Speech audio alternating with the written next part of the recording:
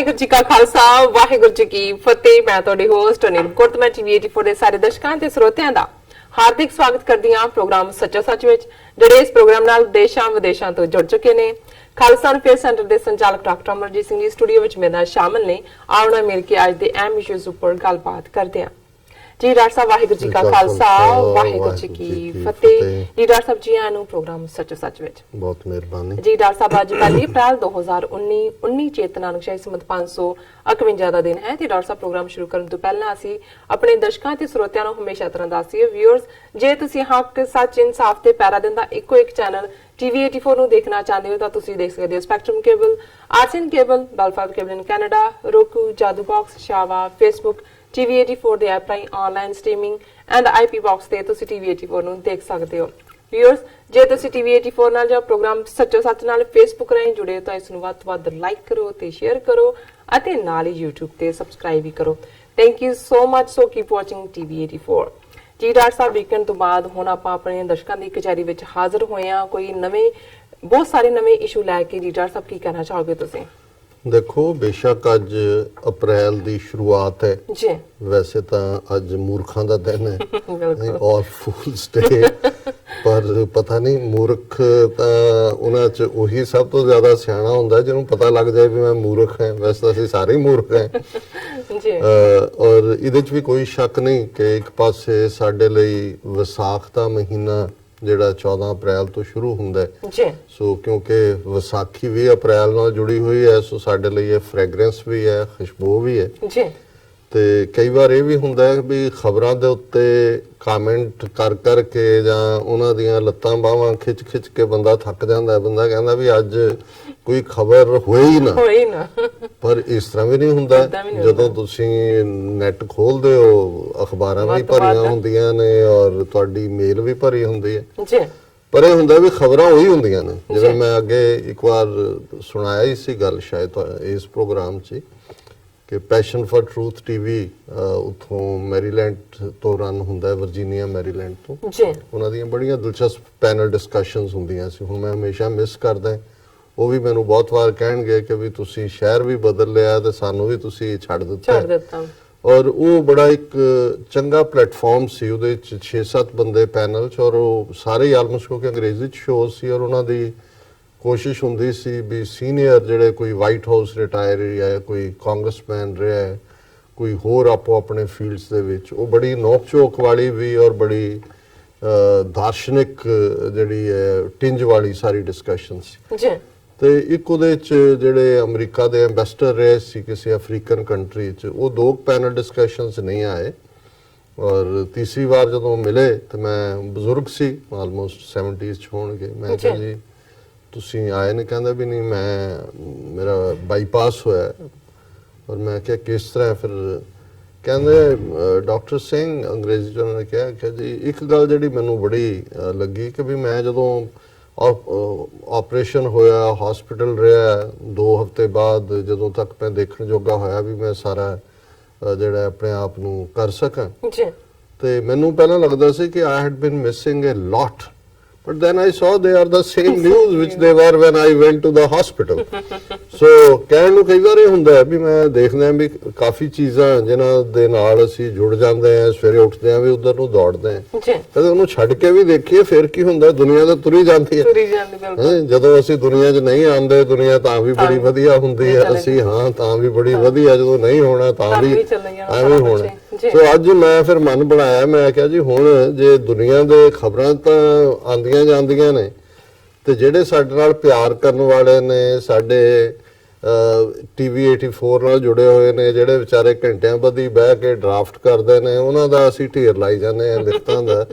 ਵੀ ਕਈ ਵਾਰ ਇਹ ਮੈਂ ਦੇਖਦਾ ਕਿ ਵੀ ਮੈਨੂੰ ਇਹ ਆਪਣੇ ਆਪ ਨੂੰ ਲੱਗਦਾ ਕਿ ਵੀ ਉਹਨਾਂ ਨਾਲ ਇਨਸਾਫ ਨਹੀਂ ਹੁੰਦਾ। ਸੋ ਹੁਣ ਮੈਂ ਅੱਜ ਸੋਚਿਆ ਕਿ ਇੱਕ ਲਿਖਤ ਸਾਨੂੰ ਜਿਹੜੀ ਹਾਸਲ ਹੋਈ ਲਾਹੌਰ ਤੋਂ ਚੌਧਰੀ ਅਬਦੁੱਲਾ ਖਾਲਿਦ ਜੀ ਦੀ, ਔਰ ਬੜੇ ਪਿਆਰ ਦੇ ਨਾਲ ਉਹਨਾਂ ਨੇ ਲਿਖਿਆ। ਉਹਦਾ ਜਿਹੜਾ ਟਾਈਟਲ ਉਹਨਾਂ ਨੇ ਦਿੱਤਾ ਉਹੀ ਅਸੀਂ ਸਬਜੈਕਟ ਦਾ ਟਾਈਟਲ ਵੀ ਬਣਾਇਆ, Sikh nation and its relationship with Pakistan. ਕਿਉਂਕਿ ਇਹਨਾਂ ਸਾਰੇ ਮਹੀਨਿਆਂ ਦੇ ਵਿੱਚ ਹਾਲਾਂ ਬੇਸ਼ੱਕ ਅਸੀਂ ਪਿਛਲੇ 30 ਸਾਲ ਤੋਂ ਇਸ ਗੱਲ ਦੀ ਐਡਵੋਕੇਸੀ ਵੀ ਕਰਦੇ ਹਾਂ ਕਿ ਅਲਟੀਮੇਟਲੀ ਸਾਡੀ ਡੈਸਟੀਨੀ ਸਿੱਖਾਂ ਦੀ ਔਰ ਪਾਕਿਸਤਾਨ ਦੀ ਟੁਗੇਦਰ ਹੈ। ਜੀ ਅਸੀਂ ਗੁਆਂਢੀ ਵੀ ਹੈ, ਅਸੀਂ ਤੌਹੀਦ ਨਾਲ ਜੁੜੀਆਂ ਹੋਈਆਂ ਦੋ ਕੌਮਾਂ ਵੀ ਹੈ ਔਰ ਸਾਡਾ ਦੁਸ਼ਮਣ ਵੀ ਇੱਕੋ ਹੈ। ਜੀ ਔਰ ਬੀਤੇ ਦੇ ਵਿੱਚ ਮਾਜ਼ੀ ਦੇ ਵਿੱਚ ਵੀ ਸਾਡੀਆਂ ਜਿਹੜੀਆਂ ਸਾਂਝਾਂ ਸਦੀਆਂ ਤੋਂ ਰਹੀਆਂ ਨੇ, ਤਹਿਜ਼ੀਬ ਦੀਆਂ, ਆਪਸੀ ਜਿਹੜਾ ਕੌਮੀ ਦਰਦ ਦੀਆਂ ਵੀ ਔਰ ਵਿਕਟਮਹੁੱਡ ਦੀਆਂ ਵੀ। ਬਿਲਕੁਲ। ਜਦੋਂ ਅਸੀਂ ਵਿਕਟਮਹੁੱਡ ਦੀ ਗੱਲ ਕਰਦੇ ਹਾਂ ਫਿਰ ਜ਼ਾਹਰ ਹੈ ਬੇਸ਼ੱਕ ਅੱਜ ਕਈ ਵਾਰ ਅਸੀਂ ਇਤਿਹਾਸ ਦੇ ਜਾਂ ਤਾਰੀਖ ਦੇ ਉਹ ਚੈਪਟਰ ਨਹੀਂ ਡਿਸਕਸ ਕਰਦੇ ਜਾਂ ਨਹੀਂ ਕਰਨਾ ਚਾਹੁੰਦੇ, ਕਈ ਵਾਰ ਉਹਨਾਂ 'ਚ ਪੋਲੀਟੀਕਲ ਸੈਂਸਿਟੀਵਿਟੀਜ਼ ਵੀ ਨੇ, ਜੀ ਲੇਕਿਨ ਇਹਦੇ 'ਚ ਵੀ ਕੋਈ ਸ਼ੱਕ ਨਹੀਂ ਹੈ ਵੀ ਤਾਰੀਖ ਤਾਂ ਤਾਰੀਖ ਹੈ। ਬਿਲਕੁਲ। ਔਰ ਹਜ਼ਾਰਾਂ ਸਾਲਾਂ ਤੋਂ ਜੇ ਅਸੀਂ ਉਸ ਧਰਤੀ ਜਿੱਥੇ ਅੱਜ ਸਾਰਾ ਇਹ ਖਿੱਤਾ ਸਾਊਥ ਏਸ਼ੀਆ ਕਹਿ ਲੋ, ਬੜਾ ਸਗੀਰ ਕਹਿ ਲੋ, ਕਿਸੇ ਜ਼ਮਾਨੇ 'ਚ ਅਸੀਂ ਆਪਣੇ ਬਜ਼ੁਰਗਾਂ ਨੂੰ ਦੇਸ਼ ਪੰਜਾਬ, ਦੇਸ਼ ਵੀ ਨਹੀਂ ਸੀ, ਇਹ ਵੀ ਹਿੰਦੀ ਜਾਂ ਉਰਦੂ 'ਚੋਂ ਆਇਆ ਲਫ਼ਜ਼ ਹੈ, ਦੇਸ਼ ਹੀ ਕਹਿੰਦੇ ਸੀ, ਦੇਸ਼ ਪੰਜਾਬ। ਜੀ ਔਰ ਇਸੇ ਕਰਕੇ ਜਦੋਂ ਅਸੀਂ ਪਰਦੇਸੀ ਕਹਿੰਦੇ ਹਾਂ, ਅਸੀਂ ਪਰਦੇਸ਼ੀ ਤੇ ਨਹੀਂ ਕਹਿੰਦੇ, ਲਫ਼ਜ਼ ਤਾਂ ਦੇਸ਼ ਸੀ ਤੇ ਦੂਸਰਾ ਪਰਦੇਸ ਹੈ। ਔਰ ਜਿਹੜੀਆਂ ਉਸ ਖਿਜ਼ਾ ਦੇ ਵਿੱਚ ਸ਼ਾਇਰਾਂ ਦੀਆਂ ਲਿਖਤਾਂ ਜਾਂ ਦੂਸਰੀਆਂ ਵੀ ਸੀ, ਮੋਸਟਲੀ ਇਹੀ ਸੀ ਕਿ ਵੀ ਫੁੱਲਾਂ ਵਿੱਚੋਂ ਫੁੱਲ ਗੁਲਾਬ ਨਹੀਂ ਸਹੀ ਹੋ, ਜਿਵੇਂ ਦੇਸਾਂ ਵਿੱਚੋਂ ਦੇਸ਼ ਪੰਜਾਬ ਨਹੀਂ ਸਹੀ ਹੋ।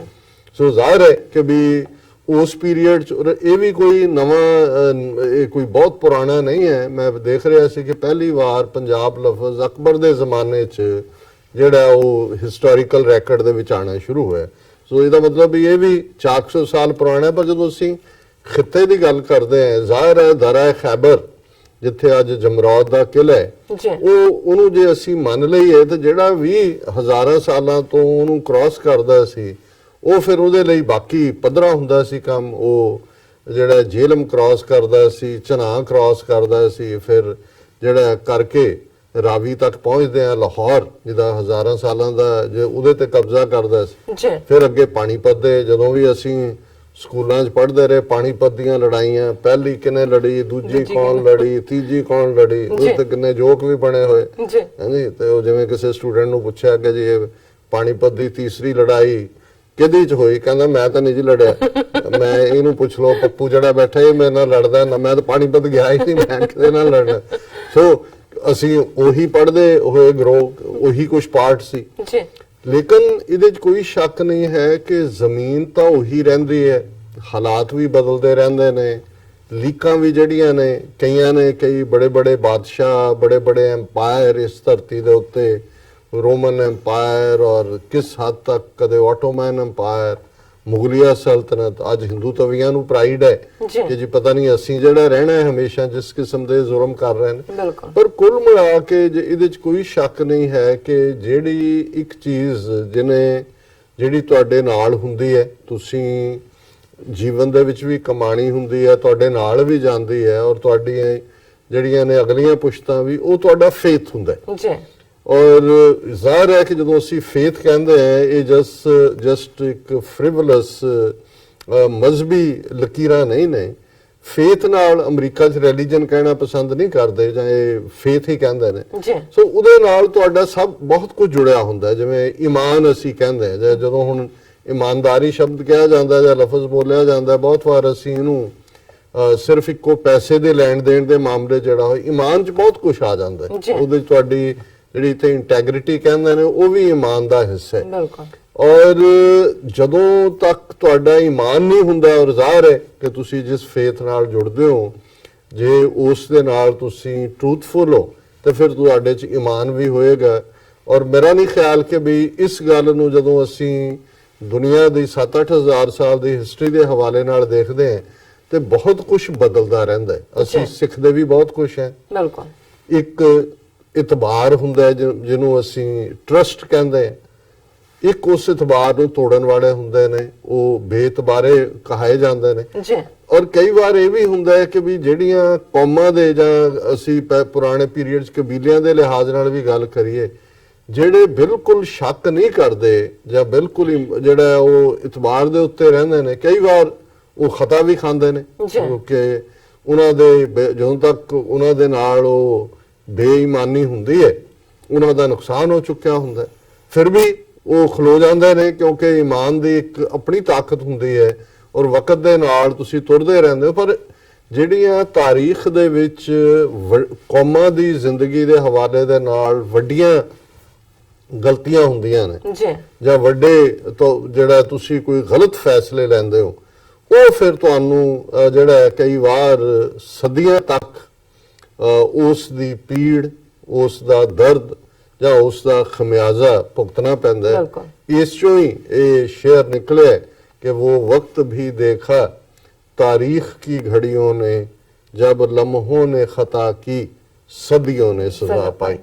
सो ਜ਼ਾਹਰ ਹੈ ਕਿ ਇਹ ਜਿਹੜੀ ਸੈਕਿੰਡਾਂ ਦੀ ਗਲਤੀ ਹੈ ਉਹ ਤੁਹਾਨੂੰ ਸਦੀਆਂ ਤੱਕ ਜਿਹੜਾ ਫਿਰ ਸੁੱਟਦੀ ਹੈ। ਕਈ ਵਾਰ ਤੁਹਾਨੂੰ ਆਪਣੇ ਆਪ ਨੂੰ ਵੀ ਨਹੀਂ ਪਤਾ ਲੱਗਦਾ ਕਿ ਅਸੀਂ ਗਲਤੀ ਕੀਤੀ ਹੈ। ਫਿਰ ਜਿਨ੍ਹਾਂ ਦੇ ਤੁਸੀਂ ਟਰੈਪ 'ਚ ਫਸੇ ਹੁੰਦੇ ਹੋ ਉਹਨਾਂ ਦੇ ਜ਼ੁਲਮ ਤੁਹਾਡੀ ਕਿਸੇ ਜਨਰੇਸ਼ਨ ਨੂੰ ਝੰਜੋੜਦੇ ਨੇ ਜੀ, ਤੇ ਤੁਸੀਂ ਫੇਰ ਖਲੋਣ ਦੀ ਕੋਸ਼ਿਸ਼ ਕਰਦੇ ਹੋ। ਬਿਲਕੁਲ। ਫੇਰ ਤੁਹਾਡਾ ਜਿਹੜਾ ਫੇਥ, ਭਰੋਸਾ ਉਹ ਆਪਣੇ ਆਪ ਤੇ ਆ ਜਾਂਦਾ ਹੈ। ਸੋ ਜ਼ਾਹਿਰ ਹੈ ਕਿ ਦੁਨੀਆ ਦੇ ਵਿੱਚ ਜਿਹੜੀਆਂ ਜੰਗਾਂ ਨੇ, ਠੀਕ ਹੈ, ਵਧੀਆ ਹਥਿਆਰ ਜਿਹੜੇ ਨੇ ਉਹ ਜਿਹੜੇ ਉਹਨਾਂ ਤੋਂ ਘੱਟ ਤਾਕਤਵਰ ਹੁੰਦੇ ਨੇ ਉਹਨਾਂ ਤੇ ਕਾਬੂ ਪਾਉਂਦੇ ਨੇ। ਵਧੀਆ ਵੈਪਨ ਨੇ ਦੁਨੀਆ ਦੇ ਵਿੱਚ, ਕਈ ਵਾਰਸ ਦੀਆਂ ਸ਼ਕਲਾਂ ਬਦਲੀਆਂ ਨੇ। ਪਰ ਮੈਨੂੰ ਇਹ ਲੱਗਦਾ ਹੈ ਵੀ ਸਭ ਤੋਂ ਜਿਹੜਾ ਪਾਵਰਫੁਲ ਹਥਿਆਰ ਹੈ ਜਾਂ ਪਾਵਰਫੁਲ ਵੈਪਨ ਹੈ ਉਹ ਫੇਥ ਹੈ। ਜਦੋਂ ਤੁਸੀਂ ਤੁਹਾਡੇ ਚੋਂ ਫੇਥ ਟੁੱਟਦਾ, ਇੱਕ ਤਾਂ ਬਿਗਰ ਫੇਥ ਹੈ, ਰੱਬ ਦੇ ਉੱਤੇ ਯਕੀਨ, ਉਸ ਦੀ ਮਖਲੂਕ ਦੇ ਨਾਲ ਪਿਆਰ, ਔਰ ਤੁਹਾਡਾ ਜਿਹੜਾ ਉਹ ਸਾਰੇ ਦੇ ਉੱਤੇ ਖਲੋਣਾ, ਜਿਹੜੇ ਵੀ ਤੁਹਾਡੇ ਪ੍ਰਿੰਸੀਪਲ ਨੇ ਤੁਹਾਡੇ ਫੇਥ ਤੇ ਮਜ਼ਹਬ ਦੇ। ਦੂਸਰਾ ਤੁਹਾਡਾ ਉਸ ਫੇਥ ਚੋਂ ਤੁਹਾਡਾ ਆਪਣੀ ਡੈਸਟੀਨੀ ਤੇ ਵੀ ਫੇਥ ਨਿਕਲਦਾ, ਆਪਣੇ ਆਪ ਤੇ ਫੇਥ ਹੋਣਾ ਕਿ ਵੀ ਅਸੀਂ ਕਰ ਸਕਦੇ ਜੀ, ਔਰ ਨਾਮੁਮਕਿਨ ਨੂੰ ਮੁਮਕਿਨ ਕਰ ਸਕਦੇ। ਬਿਲਕੁਲ। ਸੋ ਜ਼ਾਹਰ ਹੈ ਵੀ ਜਿਹੜੀਆਂ ਮਾਈਨੋਰਿਟੀਜ਼ ਹੁੰਦੀਆਂ ਨੇ ਜਾਂ ਛੋਟੀਆਂ ਕੌਮਾਂ ਹੁੰਦੀਆਂ ਉਹਨਾਂ ਨੂੰ ਇਸ ਫੇਥ ਦੀ ਹੋਰ ਵੀ ਜ਼ਿਆਦਾ ਲੋੜ ਹੁੰਦੀ ਹੈ ਜੀ, ਕਿਉਂਕਿ ਉਹਨਾਂ ਦੇ ਉਹ ਜਦੋਂ ਪਿਟਡ ਅਗੇਂਸਟ ਹੁੰਦੀਆਂ ਨੇ ਜਾਂ ਜਿਨ੍ਹਾਂ ਦੇ ਸਾਹਮਣੇ ਉਹ ਜਿਨ੍ਹਾਂ ਦਾ ਉਹ ਸਾਹਮਣਾ ਕਰ ਰਹੀਆਂ ਹੁੰਦੀਆਂ ਨੇ, ਉਹਦੇ 'ਚ ਜੇ ਉਹਨਾਂ 'ਚ ਫੇਥ ਨਹੀਂ ਹੈ ਤੇ ਉਹ ਬਹੁਤ ਜਲਦੀ ਉਹਨਾਂ ਨੂੰ ਲੱਗੇਗਾ ਕਿ ਬਈ ਇਹ ਤਾਂ ਅਕਸਰੀਅਤ ਹੈ, ਅਸੀਂ ਅਕਲੀਅਤ ਹੈ, ਇਹ ਸਾਨੂੰ ਜਿੱਤ ਲੈਣਗੇ। ਹੁਣ ਉਹਦੇ 'ਚ ਜਿਹੜਾ ਫੇਥ ਹੈ ਉਹ ਤੁਹਾਡੀ ਸਪਿਰਿਟ ਦੇ ਨਾਲ ਜੁੜਿਆ ਹੁੰਦਾ, ਉਹ ਬਾਡੀ ਤਾਕਤ ਦੇ ਨਾਲ ਨਹੀਂ ਹੁੰਦਾ। ਹੁਣ ਪੁਰਾਣਿਆਂ ਵੇਲਿਆਂ 'ਚ ਵੀ ਜਿਹਨਾਂ ਅਸੀਂ ਬਹਾਦਰ ਜਰਨੈਲਾਂ ਦੀ ਗੱਲ ਕਰਦੇ, ਨੈਪੋਲੀਅਨ ਬੋਨਾਪਾਰਟ ਤੋਂ ਲੈ ਕੇ ਸਾਡੇ ਖਿੱਤੇ 'ਚ ਹਰੀ ਸਿੰਘ ਨਰੂਆ ਤੱਕ ਜਾਂ ਸਲਾਉਦੀਨ, ਸਲਾਦੀਨ 12ਵੀਂ 13ਵੀਂ ਸਦੀ 'ਚ ਦੂਸਰੇ, ਹੁਣ ਉਹਨਾਂ ਜ਼ਮਾਨਿਆਂ ਦੇ ਵਿੱਚ ਤਾਂ ਕੋਈ ਅਜੇ ਬਹੁਤ ਜ਼ਿਆਦਾ ਜਿਹੜੇ ਵੈਪਨ ਨੇ ਹੁਣ ਦੇ ਮਾਡਰਨ ਜਾਂ ਇੱਕ ਸੈਕਿੰਡ 500 ਫਾਇਰ ਨਿਕਲਣ ਵਾਲਾ ਨਹੀਂ ਸੀ ਜੀ। ਹੁਣ ਇੱਕ ਬੰਦਾ ਜੇ ਲੜਾਈ ਤੁਹਾਡੀ ਘੋੜਿਆਂ, ਤਲਵਾਰਾਂ ਜਾਂ ਇੱਕ ਸਿੰਗਲ ਇੱਕ ਕਾਰਤੂਸ ਨਾਲ ਸੀ ਤੇ ਕਿੰਨਾ ਕੋਈ ਪਾਵਰਫੁਲ ਹੋ ਸਕਦਾ? 15 ਜਾਂ 20 ਬੰਦੇ ਵੀ ਕਿਸੇ ਨੂੰ ਪੈ ਜਾਣ ਉਹਨੂੰ ਤੁਸੀਂ ਢਾ ਸਕਦੇ ਹੋ ਜੀ।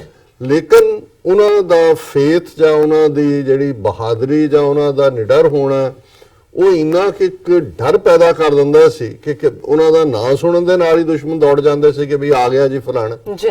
ਔਰ ਇਲਾਕੇ ਦੇ ਵਿੱਚ ਆਮ ਲੋਕਾਂ ਨਾਲ ਵੀ ਇਹ ਹੁੰਦਾ ਹੈ ਕਿ ਜਿਹਦਾ ਇੱਕ ਵਾਰੀ ਨਾਂ ਹੁੰਦਾ ਉਹਦਾ ਇੱਕ ਖੌਫ ਬਣ ਜਾਂਦਾ।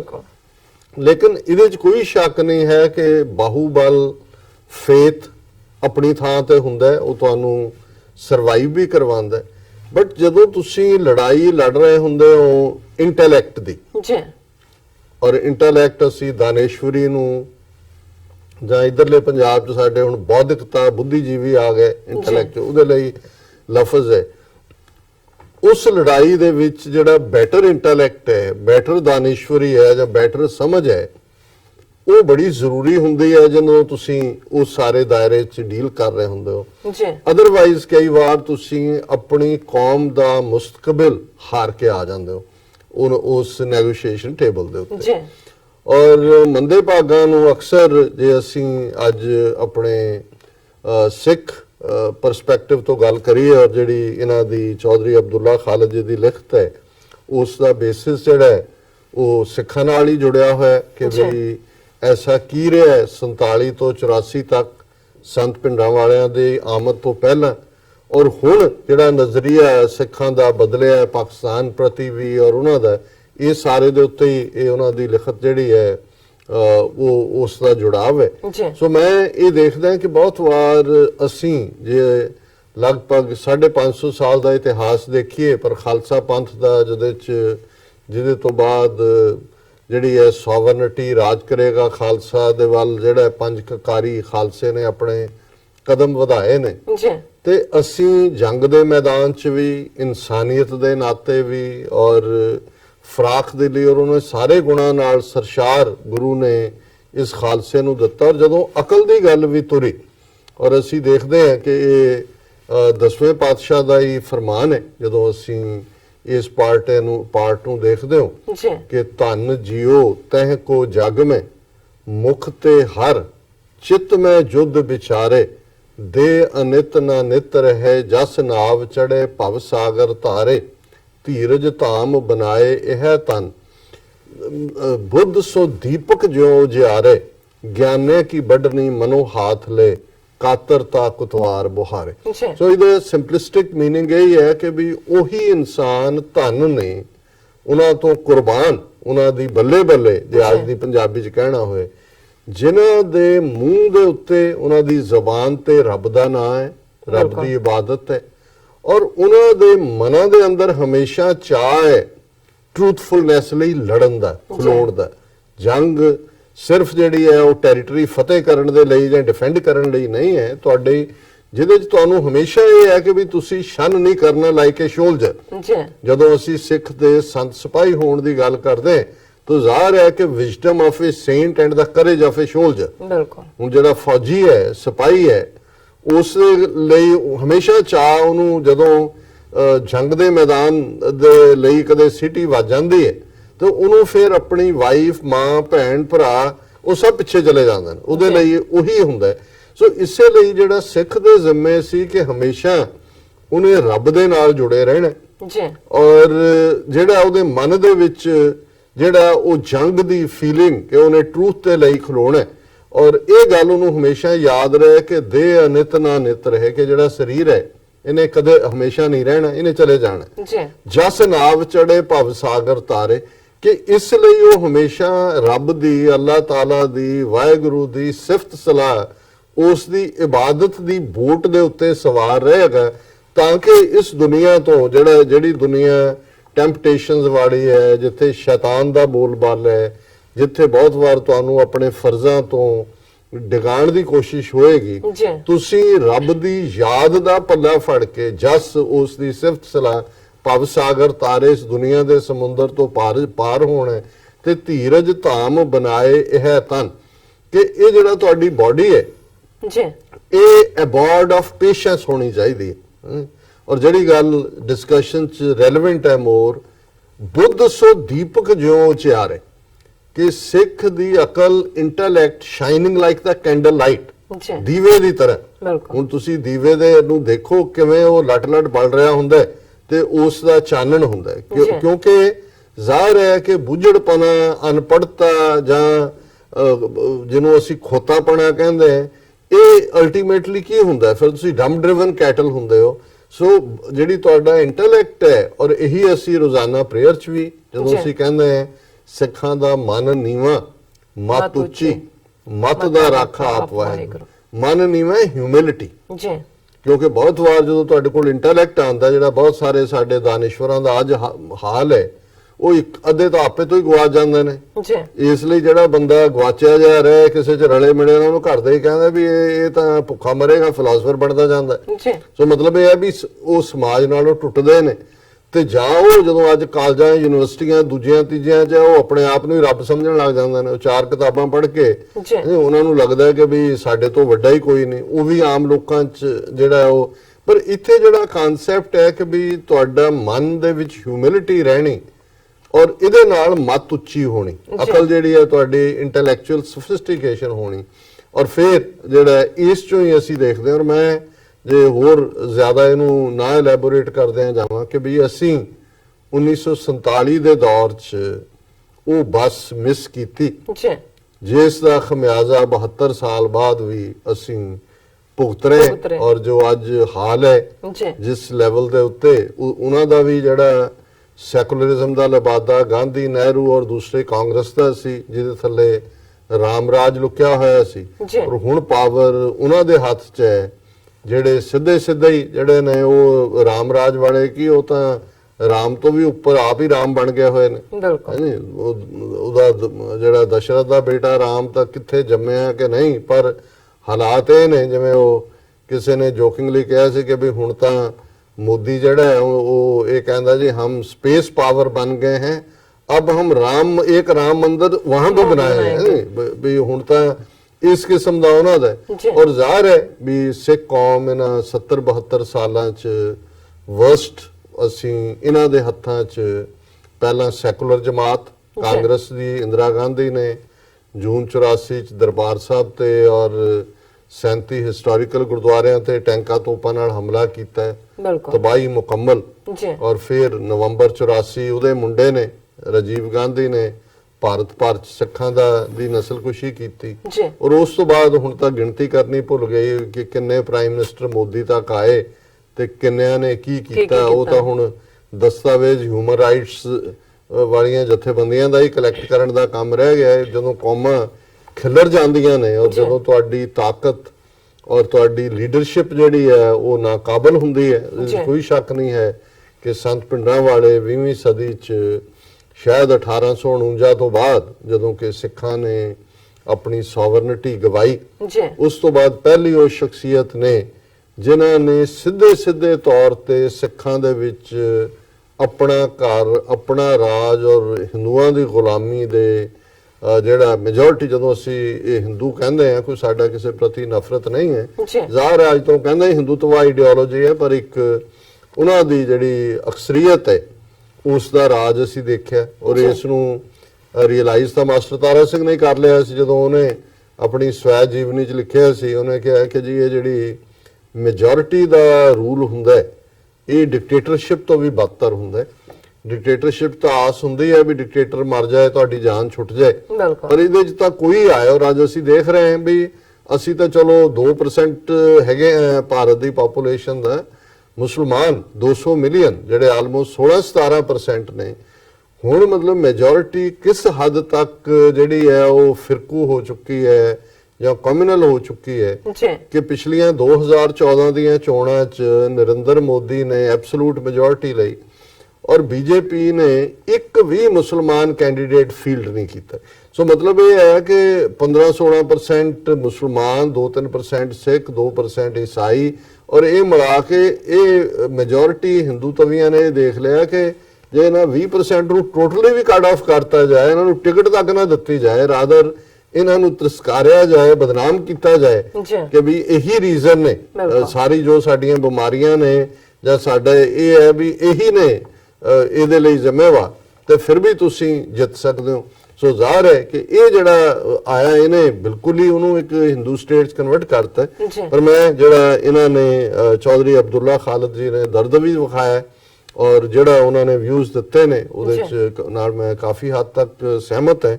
ਉਹਨਾਂ ਨੇ ਕਿਹਾ ਕਿ ਵੀ dear doctor Sahib, hope you and everyone in your team are enjoying the best of your health. I want to have your wisdom and share my thoughts on the most asked question from you by Pakistanis that why Sikhs fight for India. ਉਹਨਾਂ ਨੇ in fact ਆਪਣਾ view point ਦਿੱਤਾ। ਬਹੁਤ ਸਾਰੇ ਸਾਡੇ ਜਿਹੜੇ viewer ਨੇ ਉਹ ਲਿਖਦੇ ਨੇ ਜਿਹੜੇ ਖਾਸ ਤੌਰ ਤੇ ਪਾਕਿਸਤਾਨੀ ਨੇ ਕਿ ਵੀ ਸਿੱਖਾਂ ਦੇ ਨਾਲ ਇੰਨੇ ਜ਼ੁਲਮ ਹੋਏ ਨੇ, ਹੋ ਰਹੇ ਨੇ, ਫਿਰ ਵੀ ਇੱਕ ਤਬਕਾ ਸਿੱਖਾਂ ਦਾ ਜਿਹੜਾ ਹੁਣ ਬੇਸ਼ੱਕ ਉਹਨਾਂ ਦੀ ਗਿਣਤੀ ਘਟ ਰਹੀ ਹੈ, ਲੇਕਿਨ ਉਹ ਕਿਉਂ ਲੜਦੇ ਨੇ ਉਹਦੇ ਲਈ। ਸੋ ਉਹਦਾ ਉਹਨਾਂ ਨੇ ਲੌਜਿਕ ਆਪਣੀ ਰਿਸਰਚ ਦੇ ਨਾਲ ਜੋ ਉਹਨਾਂ ਨੇ ਲੱਭਿਆ ਜਵਾਬ ਦੇਣ ਦੀ ਕੋਸ਼ਿਸ਼ ਕੀਤੀ ਹੈ। Okay, initially I was really astonished to know about the state atrocities on Sikh nation when I started studying the history of Punjab some years back, because we were taught that Sikhs fought bravely in 1965 war and the Indian hero of 1971 was also a Sardar ji. It was surprising to know about the great betrayal of 47 and brutality on the Punjabi Zuban movement way before Sant Pindrawala's movement and 1984 genocide. And I was looking for the answer of this question, that why Sikhs loved Indian Union this much. ਉਹਨਾਂ ਨੇ ਕਿਹਾ ਜੀ ਵੀ ਜੋ ਅਸੀਂ ਪੜ੍ਹਿਆ ਕਿ 65 ਦੀ ਜੰਗ ਦਾ hero ਵੀ ਸਿੱਖ ਹੈ, 71 ਦੀ ਜੰਗ ਦਾ ਵੀ ਹੀਰੋ ਸਿੱਖ ਹੈ, ਜਨਰਲ ਹਰਬਖਸ਼ ਸਿੰਘ ਔਰ ਜਗਜੀਤ ਸਿੰਘ ਅਰੋੜਾ ਵੱਲੋਂ ਇਸ਼ਾਰਾ ਕਰ ਰਹੇ ਨੇ। ਔਰ ਫਿਰ ਉਹਨਾਂ ਨੇ ਕਿਹਾ ਵੀ ਮੈਂ ਦੇਖਿਆ ਕਿ ਵੀ ਸਿੱਖਾਂ ਦੇ ਨਾਲ ਕਿੰਨੀ ਬਰੂਟੈਲਿਟੀ ਹੋਈ 47 ਤੋਂ ਬਾਅਦ ਪੰਜਾਬੀ ਜ਼ਬਾਨ, ਪੰਜਾਬੀ ਸੂਬਾ ਮੂਵਮੈਂਟ ਦੇ ਲਈ, ਔਰ ਉਸ ਤੋਂ ਬਾਅਦ ਜਿਹੜਾ 1984 ਦੇ ਜੈਨੋਸਾਈਡ ਜੀ। ਔਰ ਫਿਰ ਵੀ ਇਹ ਕਿਉਂ ਰਿਹਾ, ਫਿਰ ਉਹਨਾਂ ਨੇ ਜਿਹੜਾ ਬੜਾ ਪ੍ਰੋਪਰ ਇਸ ਦਾ ਆਨਸਰ ਦਿੱਤਾ ਹੈ। Recent standoff between Pakistan and India has cleared many questions about the inclination of Sikhs towards India. Many Sikh politicians remained silent. Some of them questioned Indian state narrative. Many Punjabi journalists, actors and social personalities also remained silent, or they asked for peace. Some also criticized Indian state action in Kashmir. Many of them also praised Pakistan for its will and actions for peace. It was not only celebrities but poor small farmers of Punjab also spoke against Indian government on different media channels. Being a part of Indian Union, they are dependent on state in so many things. So it is their compulsion not to come out openly against the state. Yet, they opt for a dangerous path of criticizing a widely popular government of extremist Hindutva followers. ਹੁਣ ਉਹਨਾਂ ਨੇ ਇਹ ਜਿਹੜਾ recent stand of ਖਾਸ ਤੌਰ ਤੇ ਪੁਲਵਾਮਾ ਤੋਂ ਬਾਅਦ ਹੋਇਆ, ਉਹਨਾਂ ਨੇ ਕਿਹਾ ਵੀ ਮੈਜੋਰਿਟੀ ਸਿੱਖ ਭਾਵੇਂ ਉਹ ਸੈਲੀਬ੍ਰਿਟੀ ਸੀ, ਐਕਟਰ ਸੀ, ਸਮਾਲ ਫਾਰਮਰ ਸੀ ਜਾਂ ਦੂਜੇ ਸੀ, ਜਿਹੜੇ ਕੁਝ ਚੁੱਪ ਰਹੇ, ਉਹਨਾਂ ਨੇ ਕਿਸੇ ਨੂੰ ਫੇਵਰ ਨਹੀਂ ਕੀਤਾ, ਕੁਝ ਨੇ ਓਪਨਲੀ ਪਾਕਿਸਤਾਨ ਨੂੰ ਪ੍ਰੇਜ਼ ਕੀਤਾ, ਫਿਊ ਜਿਨ੍ਹਾਂ ਦੀ ਕੰਪਲਸ਼ਨ ਹੈ ਉਹ ਇੰਡੀਅਨ ਸਟੈਂਡ ਨੂੰ ਵੀ ਲਿਆ ਉਹਨਾਂ ਨੇ। ਲੇਕਿਨ ਉਹਨਾਂ ਨੇ ਕਿਹਾ ਵੀ ਇਹ ਜਿਹੜਾ ਹੈ ਇਹਦੇ ਬਾਵਜੂਦ ਕਿ ਹਿੰਦੂਤਵਾ ਦੇ ਫਾਲੋਅਰਸ ਔਰ ਉਹਨਾਂ ਦੀ ਮੂਵਮੈਂਟ ਦਾ ਇੰਨਾ ਜ਼ੋਰ ਹੈ, ਸਿੱਖਾਂ ਨੇ ਇਸ ਵਾਰ ਬਿਲਕੁਲ ਅਲਟੋਗੈਦਰਲੀ ਡਿਫਰੈਂਟ ਬਿਹੇਵ ਕੀਤਾ। ਸੋ I came to this conclusion that before Sant Jarnail Singh Bhindranwale, Sikh nation was directionless. They didn't have a national resolution, so they were drawn by the idea of holy Indian motherland.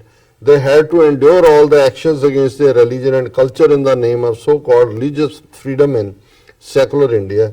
Sant Bhindranwale's movement cleared the minds of Sikhs and exposed the real face of Hindu-dominated, Hindu-ruled secular India. Another factor was overseas Sikhs who went to different continents for their lives and safe future. There they learnt that Indian Union had nothing to give to them and the idea of holy Indian motherland is bogus. As Allama Iqbal said, in taza खुदाओं में बड़ा सबसे वतन है जो पहरन ही इसका जो पहरन इसका है वो मजहब का कफन है। सो ਇਹਦੇ ਚ ਇਹਨਾਂ ਨੇ ਦੋ ਨੁਕਤੇ ਅਬਦੁੱਲਾ ਖਾਲਦ ਜੀ ਨੇ ਲਿਆਂਦੇ ਨੇ ਕਿ ਵੀ ਜ਼ਾਹਰ ਹੈ ਕਿ ਪਿੰਡਾਂ ਵਾਲਿਆਂ ਦੇ ਉਭਾਰ ਤੋਂ ਬਾਅਦ ਉਹਨਾਂ ਨੇ ਕੌਮ ਨੂੰ ਲੀਡਰਸ਼ਿਪ ਦਿੱਤੀ ਔਰ ਦੱਸਿਆ, ਕਿਉਂਕਿ ਪਹਿਲਾਂ ਸਿੱਖ ਡਾਇਰੈਕਸ਼ਨ ਲੈਸ ਸੀ ਵੀ ਕੀ ਕਰਨਾ, ਔਰ ਫਿਰ ਉਹਨਾਂ ਨੇ ਕਿਹਾ ਵੀ ਦੂਸਰਾ ਓਵਰਸੀਜ਼ ਸਿੱਖ ਜਦੋਂ ਭਾਰਤ ਦੇ ਨਕਸ਼ੇ ਤੋਂ ਬਾਹਰ ਆਏ, ਮਿਹਨਤ ਕਰਕੇ ਉਹਨਾਂ ਨੇ ਆਪਣਾ ਮੁਕਾਮ ਬਣਾਇਆ ਔਰ ਉਹਨਾਂ ਨੇ ਦੇਖਿਆ ਕਿ ਵੀ ਇਹ ਬੋਗਸ ਹੈ ਆਈਡੀਆ ਜਿਹੜਾ ਬਿਲਕੁਲ ਮਦਰ ਇੰਡੀਆ ਔਰ ਇਹ ਬਹੁਤ ਹੈ। ਇਹਦੇ 'ਚ ਮੈਂ ਇੱਕ ਚੀਜ਼ ਐਡ ਕਰਨਾ ਚਾਹੁੰਦਾ ਵੀ ਇਹਦੇ 'ਚ ਕੋਈ ਸ਼ੱਕ ਨਹੀਂ ਹੈ ਕਿ ਇਹ ਰੀਅਲਾਈਜੇਸ਼ਨ ਤਾਂ ਇੱਕ ਵੱਡੇ ਤਬਕੇ 'ਚ ਖਾਸ ਤੌਰ ਤੇ ਇੰਟੈਲੈਕਚੁਅਲ 47 ਤੋਂ ਬਾਅਦ ਹੀ ਆ ਗਈ, ਜਦੋਂ ਸਿੱਖਾਂ ਨੂੰ ਕ੍ਰਿਮੀਨਲ ਟ੍ਰਾਈਬ ਜਾਂ ਪੰਜਾਬੀ ਸੂਬਾ ਮੂਵਮੈਂਟ ਜਿਹਦਾ ਜ਼ਿਕਰ ਅਬਦੁੱਲਾ ਖਾਲਦ ਜੀ ਨੇ ਕੀਤਾ।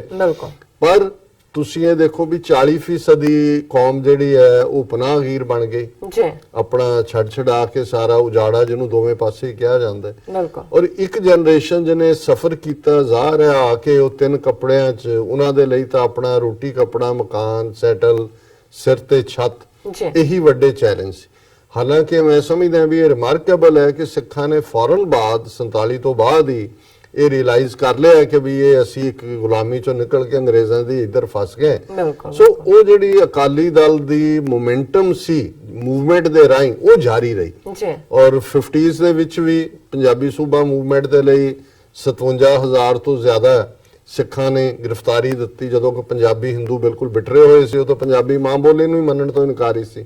ਸੋ ਮੈਂ ਸਮਝਦਾ ਵੀ 37 ਸਾਲ ਦਾ ਪੀਰੀਅਡ ਕੋਈ ਲੰਮਾ ਸਮਾਂ ਨਹੀਂ ਹੈ ਔਰ ਇਸ ਗੱਲ ਨੇ ਘੱਟੋ ਘੱਟ ਜਿਹੜੀ ਸਿੱਖਾਂ ਦੀ ਆਰਮਡ ਸਟਰਗਲ ਹਥਿਆਰਬੰਦ ਸੰਘਰਸ਼ ਸ਼ੁਰੂ ਹੋਇਆ ਪਿੰਡਾਂ ਵਾਲਿਆਂ ਨੇ ਜਿਸ ਦੀ ਐਡਵੋਕੇਸੀ ਵੀ ਕੀਤੀ, ਉਹਦੇ ਪਿੱਛੇ ਵੀ ਇਹ ਸੀ ਕਿਉਂਕਿ ਜ਼ਾਹਰ ਹੈ ਕਿ ਜਦੋਂ ਤੁਸੀਂ ਮਜ਼ਹਬ ਜਾਂ ਈਮਾਨ ਦੀ ਮੈਂ ਗੱਲ ਕੀਤੀ ਹੈ, ਬੇਸਿਸ ਤਾਂ ਇਹ ਹੈ ਕਿ ਵੀ ਚੌਂਕਾਰਜ਼ ਹਮਾ ਹੀਲ ਤੇ ਦਰਗੁਜ਼ਸਤ ਹਲਾਲਸਤ ਬੁਰਦਨ ਬਾ ਸ਼ਮਸ਼ੀਰੇ ਦਸਤ, ਕਿ ਪਹਿਲਾਂ ਸਾਰੇ ਹੋਰ ਤਰੀਕੇ ਅਪਣਾਉਣੇ ਨੇ ਇਨਸਾਫ ਲੈਣ ਲਈ, ਜੇ ਉਹ ਨਾ ਕਾਮਯਾਬ ਹੋਣ ਫਿਰ ਸ਼ਮਸ਼ੀਰ ਨੂੰ ਹੱਥ 'ਚ ਲੈਣੇ। ਸੋ ਜ਼ਾਹਰ ਹੈ ਕਿ ਜੂਨ 84 ਤੋਂ ਬਾਅਦ ਜਿਹੜੀ ਜਨਰੇਸ਼ਨ ਨੇ ਫਿਰ ਡਾਇਰੈਕਟ ਕਨਫਰੰਟ ਕੀਤਾ, ਇਹਦੇ 'ਚ ਕੋਈ ਸ਼ੱਕ ਨਹੀਂ ਕਿ ਪਿੰਡਾਂ ਵਾਲੇ ਬਹੁਤ ਵੱਡੀ ਸ਼ਖਸੀਅਤ ਨੇ ਜਿਨ੍ਹਾਂ ਨੇ ਸਿੱਖਾਂ ਨੂੰ ਇਹ ਰਿਅਲਾਈਜ਼ ਕਰਵਾਇਆ ਔਰ ਉਹ ਸਿਚੁਏਸ਼ਨ ਬਣ ਗਈ ਜਿਹਦੇ ਵਿੱਚ ਹਿੰਦੂ ਸਾਮਰਾਜ ਜਿਹੜਾ ਜਿਹਦੀ ਲੀਡਰ ਇੰਦਰਾ ਗਾਂਧੀ ਨੂੰ ਦੁਰਗਾ ਦਾ ਅਵਤਾਰ ਬਣਾਇਆ ਹੋਇਆ ਸੀ ਉਹ ਸਿੱਧੇ ਸਿੱਧੇ ਸਿੱਖਾਂ ਦੇ ਨਾਲ ਟੱਕਰ ਚ ਆ ਗਈ। ਔਰ ਬਹੁਤ ਵਾਰ ਜਿਵੇਂ ਮੈਂ ਕਿਹਾ ਵੀ ਜਿਹੜੀਆਂ ਟਰਸਟ ਕਰਨ ਵਾਲੀਆਂ ਕੌਮਾਂ ਹੁੰਦੀਆਂ ਨੇ ਫੇਥ ਤੇ ਮਬਨੀ ਹੁੰਦੀਆਂ ਉਹ ਹਿਡਨ ਏਜੰਡਾ ਨਹੀਂ ਸਮਝਦੀਆਂ। 47 ਤੋਂ ਬਾਅਦ ਵਾਲੇ ਚਾਲਾਂ ਨੂੰ ਸਮਝਦੇ ਸੀ ਪਰ ਬਹੁਤਿਆਂ ਨੂੰ ਲੱਗਦਾ ਸੀ ਜਿਵੇਂ ਅਲਾਮਾ ਇਕਬਾਲ ਨੇ ਉਹਨਾਂ ਮੌਲਾਣਿਆਂ ਦੀ ਗੱਲ ਵੀ ਕੀਤੀ ਕਿ ਜਿਹੜੇ ਸਮਝਦੇ ਨੇ ਕਿ ਵੀ ਕਿਉਂਕਿ ਸਾਨੂੰ ਨਮਾਜ਼ ਦੀ ਇਜਾਜ਼ਤ ਹੈ, ਉਹਨਾਂ ਦਾ ਸ਼ੇਅਰ ਹੈ ਕਿ ਵੀ ਸਾਨੂੰ ਨਮਾਜ਼ ਦੀ ਔਰ ਦੂਸਰੀ ਇਜਾਜ਼ਤ ਹੈ ਤੇ ਇਸ ਲਈ ਇਸਲਾਮ ਫ੍ਰੀ ਹੈ। ਹੁਣ ਇਹ ਗੱਲ ਅਲਾਮਾ ਇਕਬਾਲ ਹੀ ਸਮਝ ਸਕਦਾ ਸੀ ਕਿ ਵੀ ਇਹ ਫਰੀडम ਦਾ ਮਤਲਬ ਸਿਰਫ 5 ਵੇਲੇ ਦੀ ਨਮਾਜ਼ ਦੀ ਤੁਹਾਨੂੰ ਇਜਾਜ਼ਤ ਹੈ, ਇਹ ਫਰੀडम ਨਹੀਂ ਹੈ ਇਸਲਾਮ ਦੀ। ਔਰ ਜ਼ਾਹਿਰ ਹੈ ਕਿ ਉਸ ਪੀਰੀਅਡ ਦੇ ਵਿੱਚ ਸਾਡੇ ਕੋਲ ਜਿਵੇਂ ਇਹਨਾਂ ਨੇ ਮੈਂਸ਼ਨ ਕੀਤਾ ਅੱਗੇ ਜਾ ਕੇ ਕਿ ਸਰ ਸੈयद ਅਹਿਮਦ ਖਾਨ ਜਿਹਨੇ ਐਜੂਕੇਸ਼ਨ ਤੇ ਜ਼ੋਰ ਦਿੱਤਾ ਹੈ ਔਰ ਫਿਰ ਅਲਾਮਾ ਇਕਬਾਲ ਕਾਇਦੇ ਆਜ਼ਮ ਉਹਨਾਂ ਨੇ ਔਰ ਜਿਵੇਂ ਓਵਰਸੀਜ਼ ਸਿੱਖਾਂ ਦਾ ਜ਼ਿਕਰ ਹੈ ਇਹਦੇ ਵਿੱਚ ਕੋਈ ਸ਼ੱਕ ਨਹੀਂ ਹੈ ਕਿ ਡਾਇਸਪੋਰਾ ਸਿੱਖ ਅੱਜ ਵੀ 5 ਮਿਲੀਅਨ ਸਿੱਖ ਡਾਇਸਪੋਰਾ ਖਾਲਿਸਤਾਨ ਦਾ ਝੰਡਾ ਬਰਦਾਰ ਹੈ, ਇਹਨਾਂ ਨੇ ਬਹੁਤ ਵੱਡਾ ਰੋਲ ਅਦਾ ਕੀਤਾ। ਫਿਰ ਅਬਦੁੱਲਾ ਖਾਲਿਦ ਜੀ ਲਿਖਦੇ ਨੇ ਸੋ ਉਹਨਾਂ ਨੇ ਕਿਹਾ ਕਿ ਵੀ ਅਲਾਮਾ ਇਕਬਾਲ ਨੂੰ ਕੋਟ ਕਰਨ ਤੋਂ ਬਾਅਦ basically the western idea of creating a nation on the basis ਜਿਹੜਾ ਅਲਾਮਾ ਇਕਬਾਲ ਦਾ ਸ਼ੇਅਰ ਹੈ ਇਸ ਦਾ ਮਤਲਬ ਇਹ ਹੈ ਕਿ ਵੀ ਇਹ ਜਿਹੜਾ ਸਾਡੇ ਲਈ ਤਾਂ ਇਹਦਾ ਕੋਈ ਮਤਲਬ ਨਹੀਂ ਹੈ। ਜਿਹੜਾ ਵੈਸਟ ਦਾ ਤਹਿਜ਼ੀਬ ਹੈ ਉਹ ਇਹ ਸਮਝਦੀ ਹੈ ਕਿ ਵੀ ਇਹ ਜਿਹੜਾ ਨੈਸ਼ਨਲ ਜਿਓਗ੍ਰਾਫੀਕਲ ਬਾਉਂਡਰੀਜ਼ ਨੇ ਇਹੀ ਰੱਬ ਨੇ ਉਹਨਾਂ ਦੇ, ਇਹ ਨਵੇਂ ਖੁਦਾ ਬਣ ਗਏ ਨੇ ਇਹਨਾਂ ਲਈ। ਉਹ ਜਿਵੇਂ ਮਦਰਲੈਂਡ ਜਾਂ ਮਾਂ ਭਾਰਤ ਮਾਂ ਹੁਣ ਜ਼ਾਹਰ ਹੈ ਉਹਨੂੰ ਰੱਬ ਬਣਾਇਆ ਹੋਇਆ, ਪਰ ਸਾਡੇ ਲਈ ਤਾਂ ਸਾਡੇ ਕਨਸੈਪਟ ਚ ਤਾਂ ਗਰਦਫ ਪ੍ਰੀਤ ਭਸਮ ਸੰਗ ਗਧਾ ਵੀ ਬੜਾ ਪਿਆਰ ਕਰਦਾ ਮਿੱਟੀ ਨੂੰ, ਹਾਥੀ ਵੀ ਜਿਹੜਾ ਉਹਨੂੰ ਨਵਾ ਦਿਓ ਫਿਰ ਵੀ ਮਿੱਟੀ 'ਚ ਜਾਂਦਾ।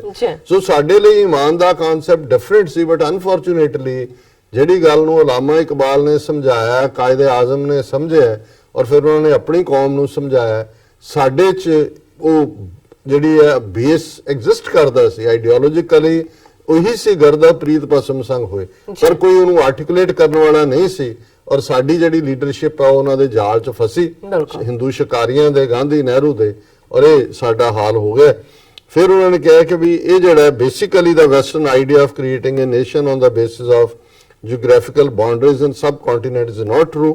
It has been a place for different religions and they can only prosper and live peacefully when they have their separate homelands and self-rules. Muslims learned this fact earlier because of leaders like Sir Syed Ahmad Khan, Allama Iqbal, Qaid-e-Azam and many others, while the Sikh nation learnt it late because their national leaders and national philosophers were born after the independence.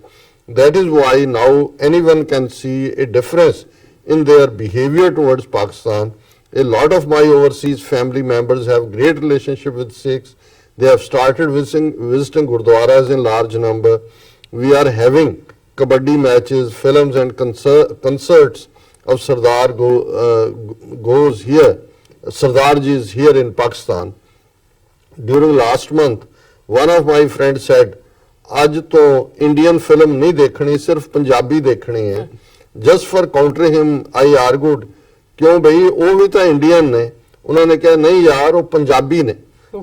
ਸੋ ਜ਼ਾਹਿਰ ਹੈ ਕਿ ਇੱਕ identity ਦੀ ਗੱਲ ਚੱਲ ਰਹੀ ਹੈ। ਔਰ ਅਖੀਰ ਚ ਉਹਨਾਂ ਨੇ ਕਿਹਾ ਕਿ sir I hope you agri with my comments, if not please share your thoughts and send with a lot of love and respect to you and your team of TV84. Thank you so much. Abdullah Khalid ਜੀ ਬਹੁਤ ਬਹੁਤ ਸ਼ੁਕਰੀਆ। ਤੁਹਾਡੀਆਂ ਗੱਲਾਂ ਬਿਲਕੁਲ ਦਰੁਸਤ ਨੇ।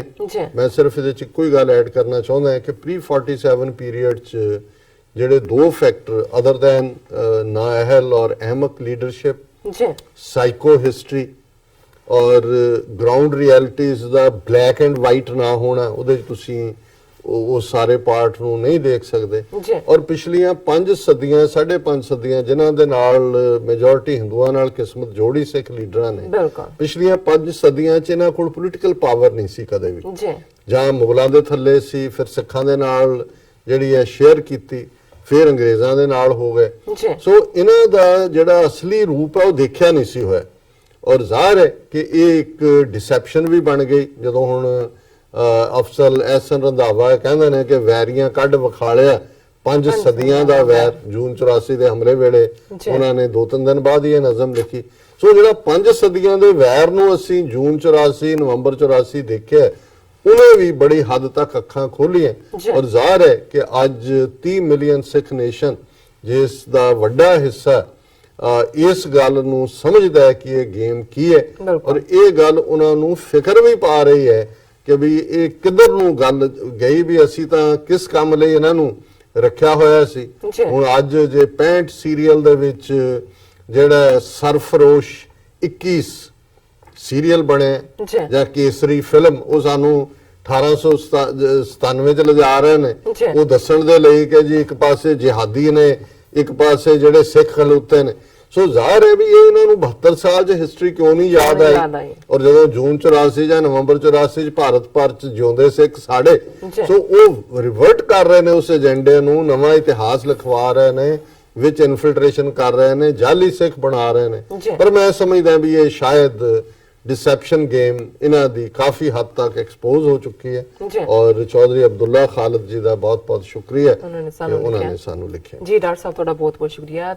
इत्थे लेने ब्रेक ब्रेक तो पहला ਅਸੀਂ ਆਪਣੇ ਦਰਸ਼ਕਾਂ ਤੇ ਸਰੋਤਿਆਂ ਨੂੰ ਅਪੀਲ ਤੇ ਬੇਨਤੀ ਕਰਦੇ ਹਾਂ ਵਿਊਅਰਸ, ਜਿਸ ਤਰ੍ਹਾਂ ਕਿ ਤੁਸੀਂ ਜਾਣਦੇ ਹੋ ਕਿ ਟੀਵੀ 84 ਇੱਕ ਪੰਥਕ ਚੈਨਲ ਹੈ। ਟੀਵੀ 84 ਸਿੱਖਾਂ, ਕਸ਼ਮੀਰੀਆਂ ਤੇ ਭਾਰਤੀਆਂ ਨੌਰਥ ਈਸਟ ਸਟੇਟਾਂ ਦੇ ਲੋਕਾਂ ਦੇ ਸਵੈ ਨਿਰਣੇ ਦੇ ਹੱਕਾਂ ਦਾ ਹਾਮੀ ਹੈ।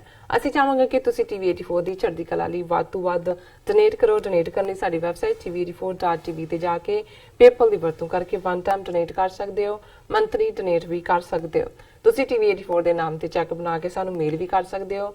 ਸਾਡੇ ਇਸ ਪਤੇ ਤੇ 36-01 37th Avenue Long Island City New York 11101 USA, ਜਾਂ ਫਿਰ ਤੁਸੀਂ ਸਾਨੂੰ ਫੋਨ ਰਾਹੀਂ ਵੀ ਸੰਪਰਕ ਕਰ ਸਕਦੇ ਹੋ। ਸਾਡੇ ਫੋਨ ਨੰਬਰ ਤੇ 5164060694। Thank you so much viewers. ਵਿਚਾਰਾਂ ਦਾ ਸਿਲਸਿਲਾ ਇਸ ਤਰ੍ਹਾਂ ਚੱਲਦਾ ਰਹੇਗਾ। ਮਿਲਦੇ ਹਾਂ ਆਫਟਰ ਦਿਸ ਸ਼ਾਰਟ ਬ੍ਰੇਕ।